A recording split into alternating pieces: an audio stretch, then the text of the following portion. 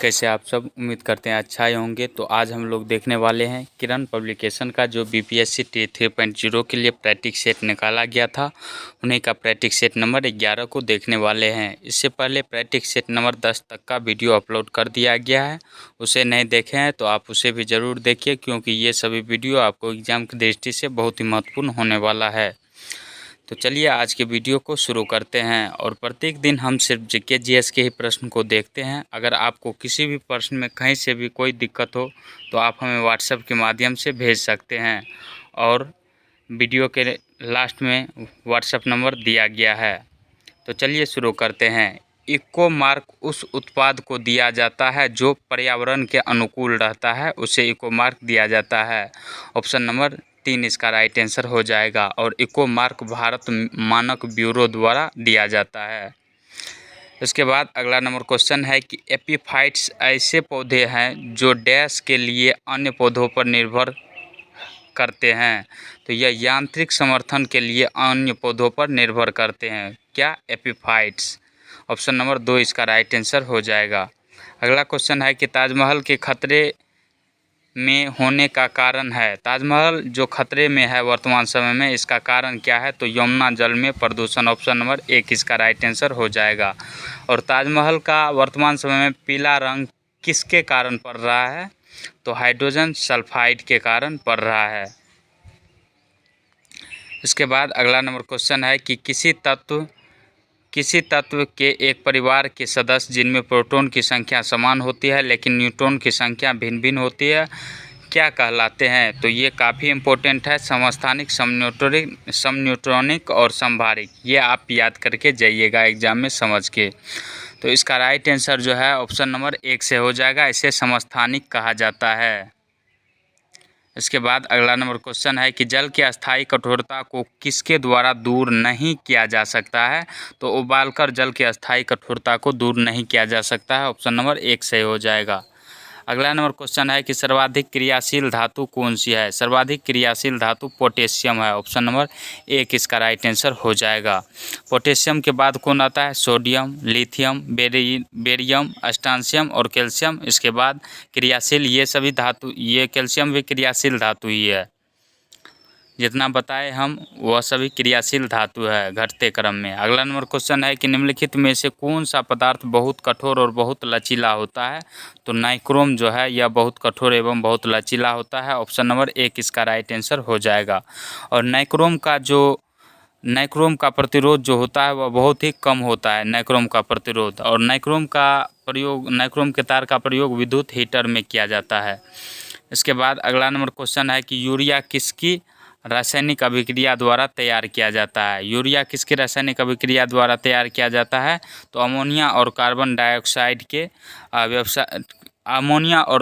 Dioxide के अभिक्रिया के द्वारा यूरिया तैयार किया जाता है। ऑप्शन नंबर 1 इसका राइट आंसर हो जाएगा।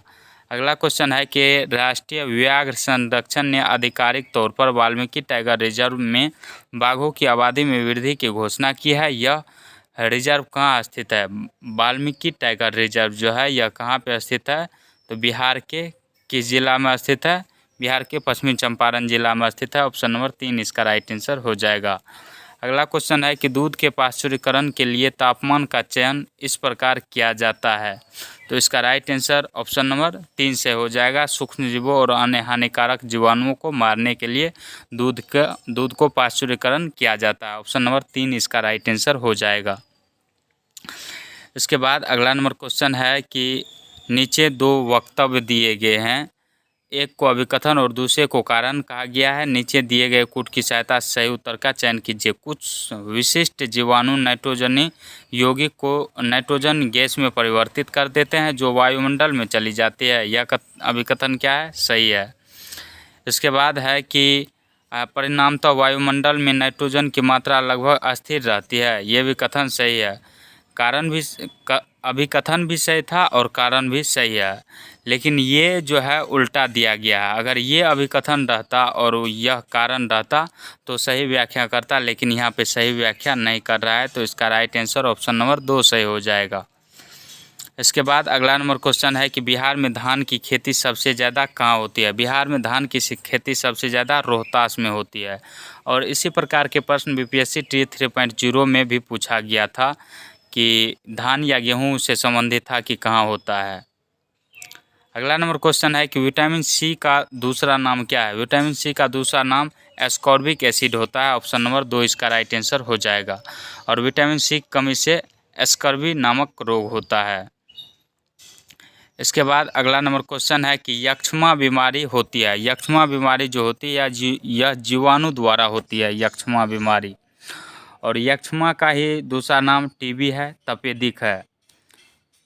इसके बाद अगला नंबर क्वेश्चन है कि मानव प्रणाली में इंसुलिन चयापचय को नियंत्रित करता है। मानव प्रणाली में इंसुलिन चयापचय को नियंत्रित करता है। तो इसका राइट आंसर जो है ऑप्शन नंबर 2 से हो जाएगा, कार्बोहाइड्रेट को नियंत्रित करता है। अगला नंबर क्वेश्चन है कि एंटीजन एक पदार्थ है जो एंटीबॉडी के निर्माण को उत्तेजित करता है। तो ऑप्शन नंबर 3 इसका राइट आंसर हो जाएगा। इसके बाद अगला नंबर क्वेश्चन है कि भारतीय क्रांति की जननी किसे माना जाता है। भारतीय क्रांति की जननी मैडम भिकाजी रुस्तम कामा को कहा जाता है। ऑप्शन नंबर 3 इसका राइट आंसर हो जाएगा। अगला नंबर क्वेश्चन है कि केंद्रीय बजट 2024-25 में कुल पूंजीगत व्यय कितना है। तो यह है 11,11,111 करोड़ रुपये है। इसे 11.11 लाख करोड़ रुपया भी पढ़ा जाता है। तो यह भी ऑप्शन में दिया जा सकता है और ये भी रह सकता है। तो इसका राइट आंसर ऑप्शन नंबर 3 सही था, दोनों सही हो सकता है।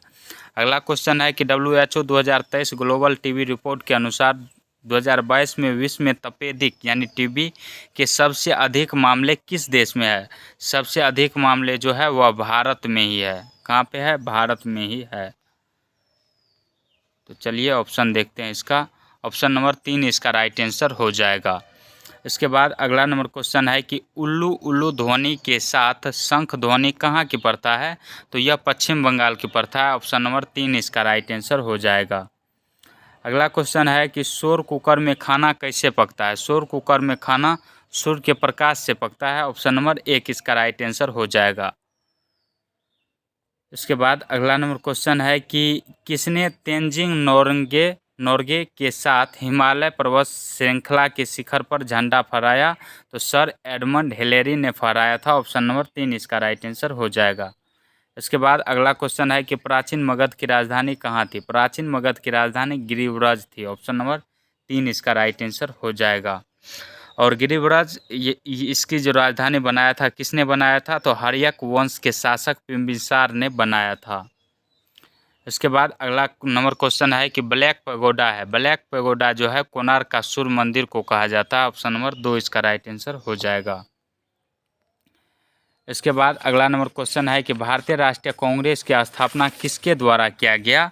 तो भारतीय राष्ट्रीय कांग्रेस की स्थापना एओ ह्यूम के द्वारा किया गया। ऑप्शन नंबर 2 इसका राइट आंसर हो जाएगा। और कब किया गया था। तो 28 दिसंबर 1885 ईस्वी को कांग्रेस की स्थापना हुआ था। और कांग्रेस के पहले अधिवेशन जो हुए थे उसके अध्यक्ष कौन थे। तो WC बनर्जी, इसका फुल फॉर्म व्योमेश चंद्र बनर्जी होता है। अगला क्वेश्चन है कि नालंदा विश्वविद्यालय में धर्मगंज किसे कहा जाता था। नालंदा विश्वविद्यालय में धर्मगंज किसे कहा जाता था। तो यह एक प्रकार का पुस्तकालय हुआ करता था। ऑप्शन नंबर 3 इसका राइट आंसर हो जाएगा। इसके बाद अगला नंबर क्वेश्चन है कि महात्मा गांधी को ब्रिटिश सरकार द्वारा दी गई उपाधि जिसे उन्होंने असहयोग आंदोलन के दौरान त्याग दिया था वह कौन सा उपाधि था। तो केसर-ए-हिंद की उपाधि था। ऑप्शन नंबर 2 इसका राइट आंसर हो जाएगा। इसके बाद अगला क्वेश्चन है कि नीचे बीजाणुओं की कुछ विशेषता दी गई है, कूट की सहायता से सही उत्तर का चयन कीजिए।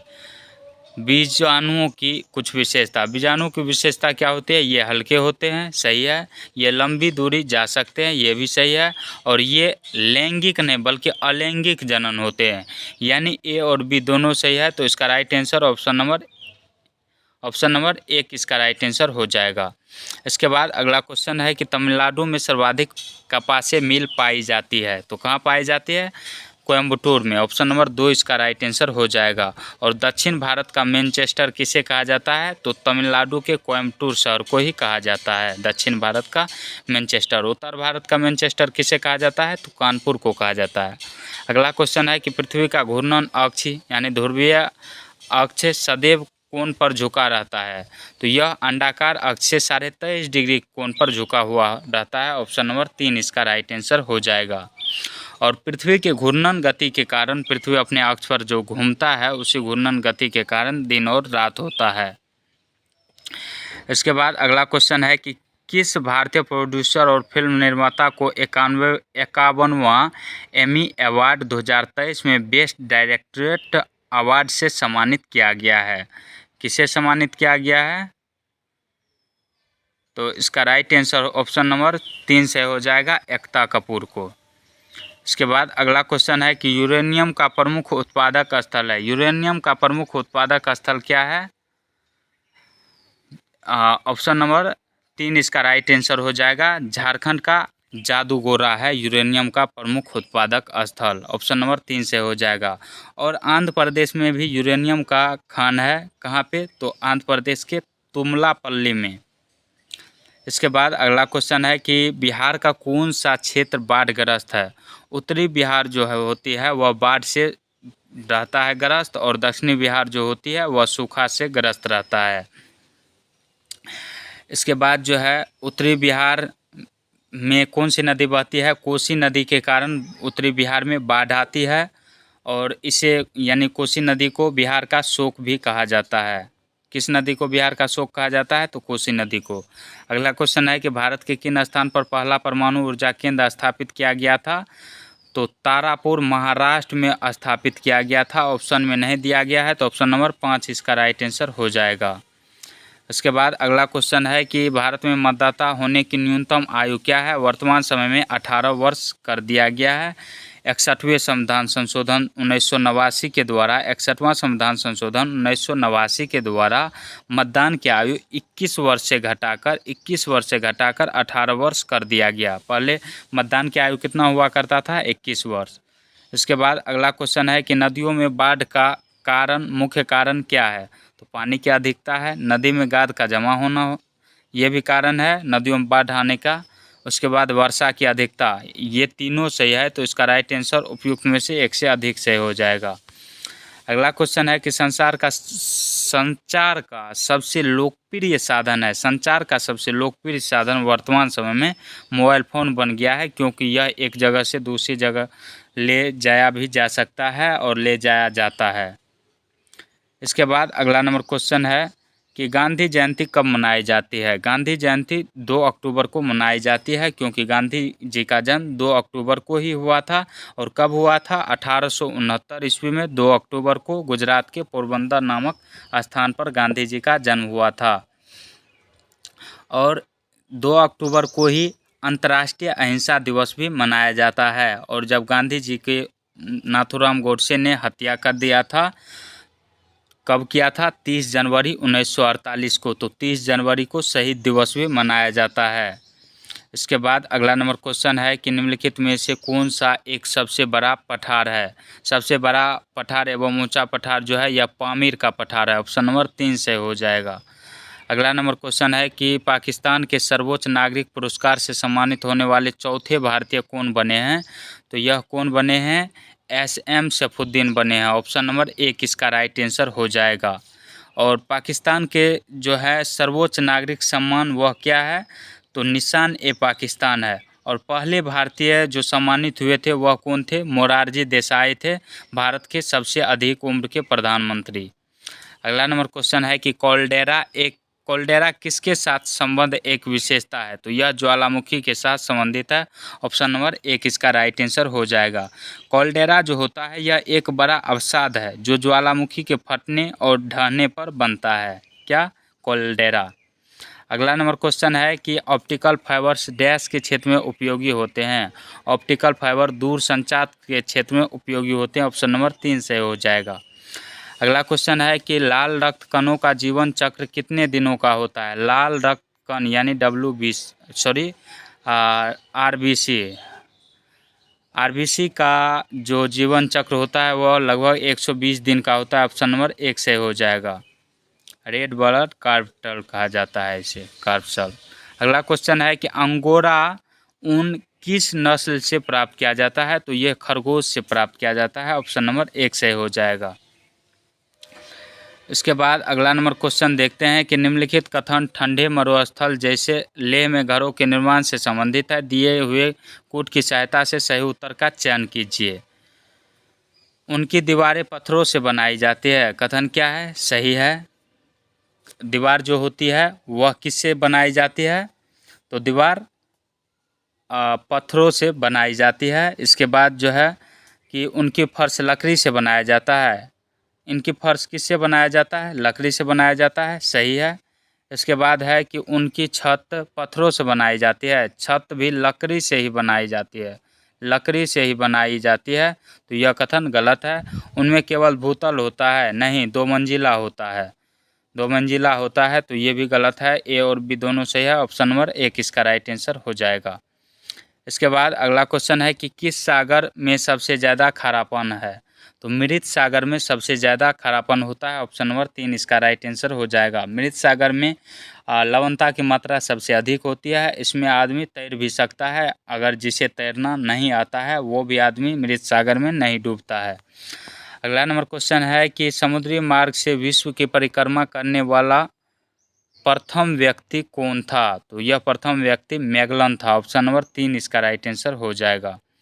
अगला नंबर क्वेश्चन है कि रोनाल्ड रोस को दिसंबर 1902 में चिकित्सा के क्षेत्र में बड़ा पुरस्कार, नोबेल पुरस्कार मिला। उनकी खोज किस बीमारी से संबंधित था? तो यह मलेरिया की बीमारी से संबंधित था। ऑप्शन नंबर 3 से हो जाएगा।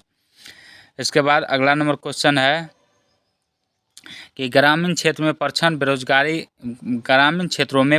बेरोजगारी के कारणों में से है। तो इसका राइट आंसर क्या सही हो जाएगा? ऑप्शन नंबर 3 से हो जाएगा। कृषि सुधार के आधे अधूरे कार्यान्वयन के साथ जनसंख्या का भारी दबाव ग्रामीण क्षेत्रों में प्रचंड बेरोजगारी के कारण है। ऑप्शन नंबर 3 से हो जाएगा। इसके बाद अगला नंबर क्वेश्चन है कि सिएरा लियोन की राजधानी क्या है? सिएरा लियोन की राजधानी क्या है? तो इसकी राजधानी क्या है? ऑप्शन नंबर 3 इसका राइट आंसर हो जाएगा। फ्री टाउन है इसका राजधानी सिएरा लियोन की। और यह जो है यह पश्चिम अफ्रीका का एक देश है। अगला नंबर क्वेश्चन है कि पंचायती राज व्यवस्था का उल्लेख है। पंचायती राज व्यवस्था का उल्लेख किस सूची में किया गया है? राज सूची में। इसके बाद अगला नंबर क्वेश्चन है कि यह कथन किसका है कि देशभक्ति हमारी आखिरी आध्यात्मिक सहारा नहीं बन सकता। मेरा आश्रय मानवता है। मैं हीरे के दाम में गिलास नहीं खरीदूंगा और मैं जब तक जिंदा हूँ मानवता के ऊपर देशभक्ति की जीत नहीं होने दूंगा। यह कथन रविन्द्रनाथ टैगोर का है। यह कथन किसका है? रविन्द्रनाथ टैगोर का है। ऑप्शन नंबर 1 इसका राइट आंसर हो जाएगा।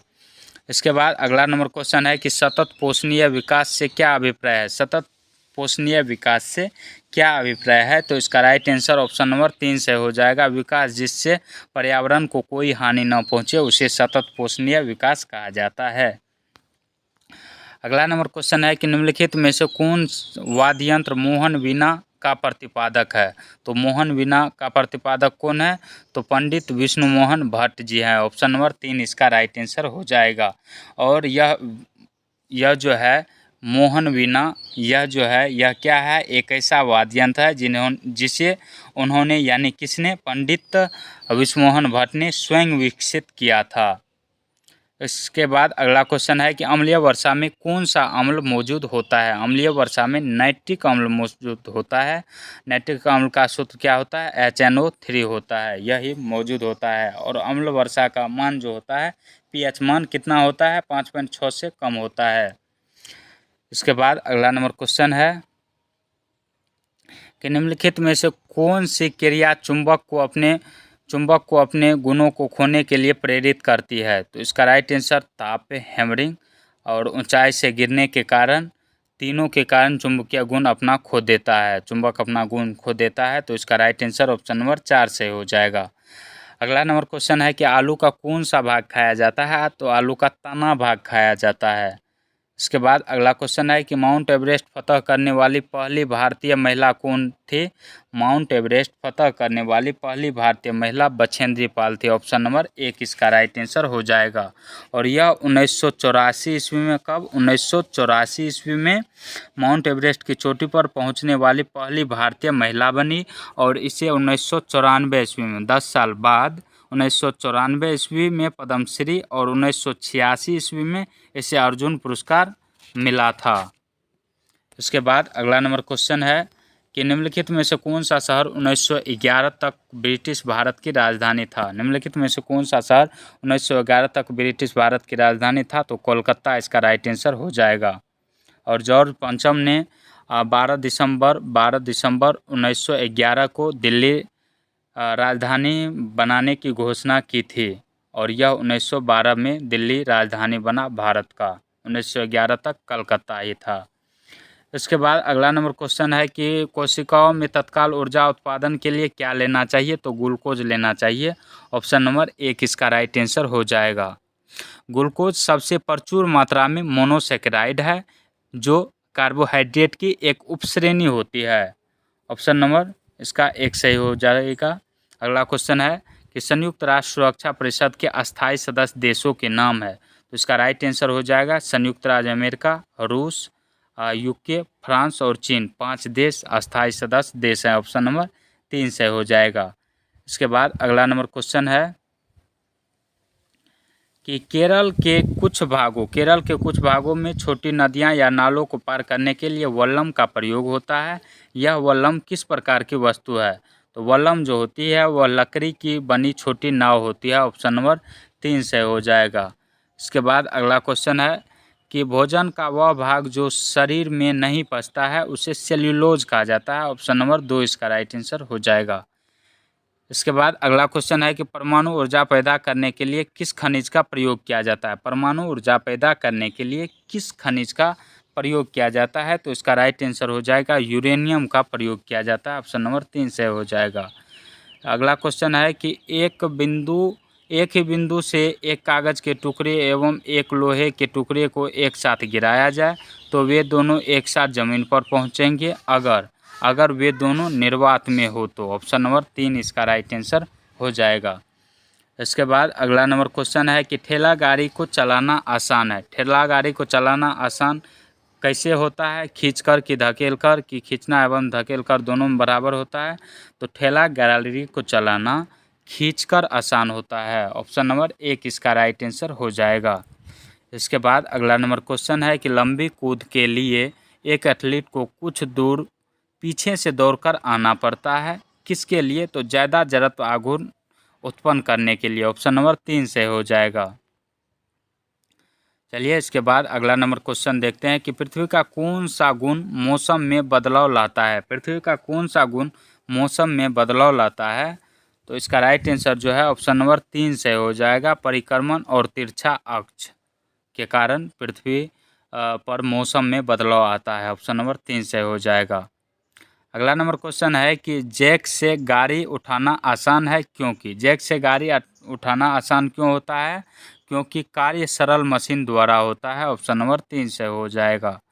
अगला क्वेश्चन है कि निम्नलिखित में से कौन सा अंडा देने वाले स्तनधारी प्राणी है, तो इसका राइट आंसर हो जाएगा प्लेटिपस। और इसके बाद एक और कौन सा है, तो एकिडना है। क्या है, एकिडना। यह भी अंडा देने वाला स्तनधारी प्राणी है। इसके बाद अगला नंबर क्वेश्चन है,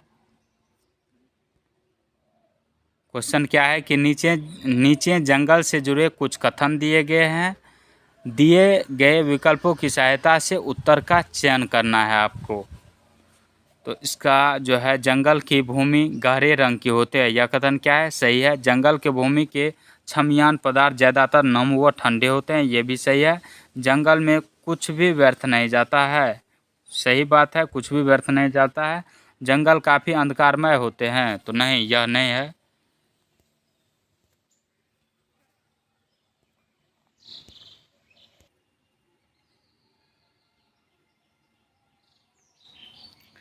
इसका राइट आंसर जो था कौन से हो जाएगा, ऑप्शन नंबर 1 से हो जाएगा। A, B और C तीनों सही था। लेकिन जंगल अंधकारमय नहीं होते हैं। इस प्रकार ऑप्शन नंबर डी गलत था। इसके बाद अगला नंबर क्वेश्चन है कि निम्नलिखित उपायों में से जो भारत के भुगतान की स्थिति के संतुलन को सुधारने में मदद नहीं कर सकता है वह क्या है? तो इसका राइट आंसर ऑप्शन नंबर 2 से हो जाएगा, निर्यात पर उच्च शुल्क लगाने से। इसके बाद अगला नंबर क्वेश्चन देखते हैं कि एक हल्की एवं एक भारी वस्तु का संवेग समान है तो किसकी गतिज ऊर्जा अधिक होगी? तो किसकी गतिज ऊर्जा अधिक होगी? चलिए क्वेश्चन देखते हैं, ऑप्शन देखते हैं क्या दिया गया है। तो इसका राइट आंसर हो जाएगा हल्की वस्तु की, ऑप्शन नंबर 1 इसका राइट आंसर हो जाएगा। इसके बाद अगला नंबर क्वेश्चन है कि जंगलों को धरती के हरे फेफड़े क्यों कहा जाता है? जंगलों को धरती के हरे फेफड़े जो है क्यों कहा जाता है? तो क्योंकि वे प्रकाश संश्लेषण द्वारा ऑक्सीजन नियुक्त करते हैं, ऑप्शन नंबर 1 इसका राइट आंसर हो जाएगा। अगला नंबर क्वेश्चन है कि सभी ग्राम पंचायत विभाजित होते हैं, सभी ग्राम पंचायत जो विभाजित होते हैं वह किस में विभाजित होते हैं? वार्ड में विभाजित होते हैं, ऑप्शन नंबर 2 इसका राइट आंसर हो जाएगा। और भारत में प्रशासन की सबसे छोटी इकाई जो होती है वह ग्राम पंचायत ही होती है।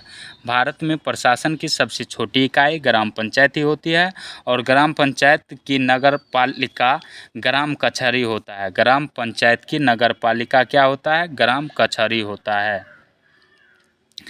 और ग्राम पंचायत का प्रधान कौन होता है? ग्राम पंचायत का प्रधान जो होता है वह मुखिया होता है। इसके बाद अगला नंबर क्वेश्चन है कि वे जंतु जो पौधे और अन्य जंतु दोनों को खाते हैं वह क्या कहलाते हैं? सर्वाहारी कहलाते हैं। जैसे मनुष्य क्या है? सर्वाहारी जंतु है। बाघ क्या है? मांसाहारी है। और हिरण क्या है? ये शाकाहारी है।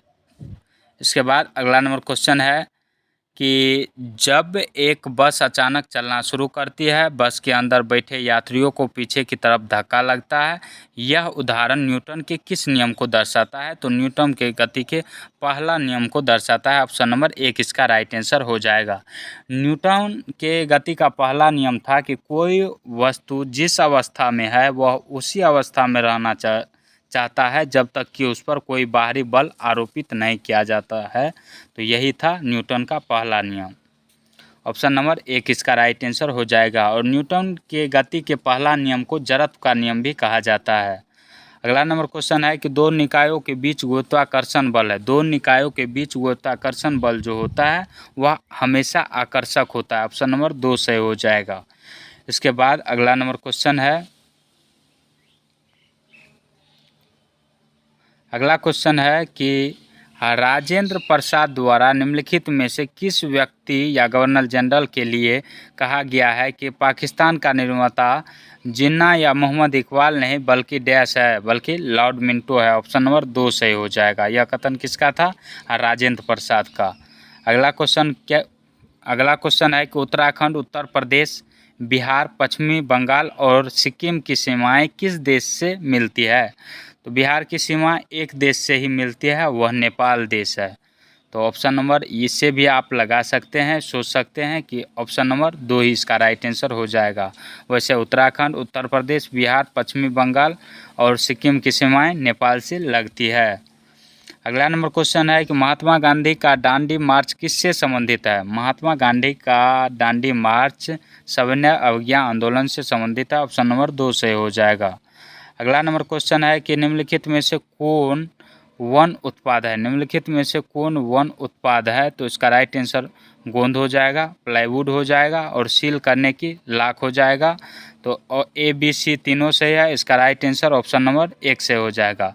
केरोसिन तेल को मिट्टी के तेल भी कहा जाता है। दूसरा नाम केरोसिन तेल का दूसरा नाम क्या होता है? मिट्टी का तेल होता है।